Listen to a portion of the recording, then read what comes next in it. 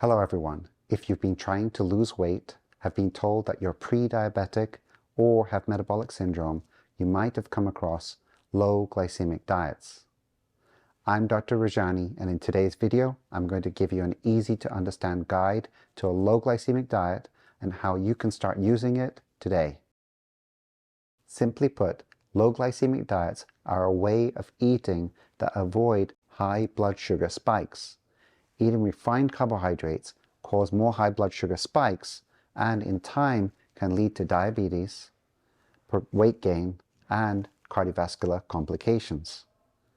So eating foods that are more slowly absorbed and digested tend to give you a smoother blood sugar profile, and that is one of the focuses of eating a low glycemic diet. So how do you follow a low glycemic diet? Well, I want to give you the most important step at the beginning, which is to choose your carbohydrates very wisely. Avoid sugary snacks and refined grains. Instead, you should choose complex carbohydrates. That means having whole grains, legumes, and non-starchy vegetables. In my office, I often give my patients a few points in order to make it easier for them to remember. The first one is for potatoes. Avoiding potatoes is a good idea when you're following a low glycemic diet. Instead, you can choose or substitute with sweet potatoes. The second point here is that of flour. This is a really big one because so many pre-packaged foods contain white refined flour. This can include, of course, bread, but also crackers, cookies, donuts, and pizza base. There's probably dozens of others, but just be careful with white refined flour because it will cause a blood sugar spike. Instead, try and choose whole wheat flour where it's possible. The other one here I'm going to include in its own bracket, which is also a big one, which is pasta. I include it separately even though it contains white refined flour usually, and the reason I choose it separately is because so many of us forget about that. And remember to try and avoid just regular white pasta. Instead, you can choose multigrain pasta or whole wheat pasta.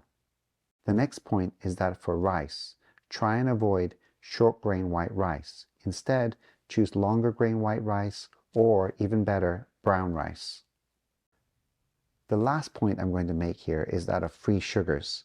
Now obviously, if you're eating candies and other confectionery, you're going to know that, okay, this is a sugary item and I shouldn't eat it, and that makes sense. But there's also other items which you might not think of as being sugary, but they really are, like orange juice. Be careful, you can eat oranges, but drinking orange juice is probably not compatible with a low glycemic diet and will cause an increased blood sugar spike. Also, think about other fruits which might be very high in sugars, such as mango and pineapple. In our first step, we said choose carbohydrates wisely. For the second step, I'm going to say try and add some protein to each meal. Having some protein in each meal tends to slow down the absorption of carbohydrates and can make us feel fuller for longer. Don't forget about the plant-based sources of protein such as tofu and tempeh.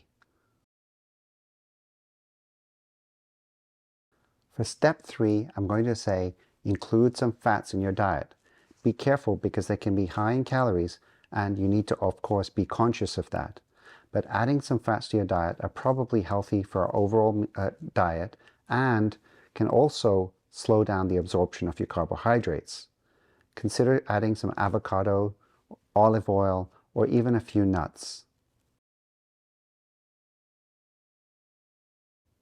And then in the other important step I'm going to give you right now is to be mindful of portion size, because remember, even though you think you're eating healthy food, all these foods will cause some blood sugar spike, and you can't just go crazy with huge portions.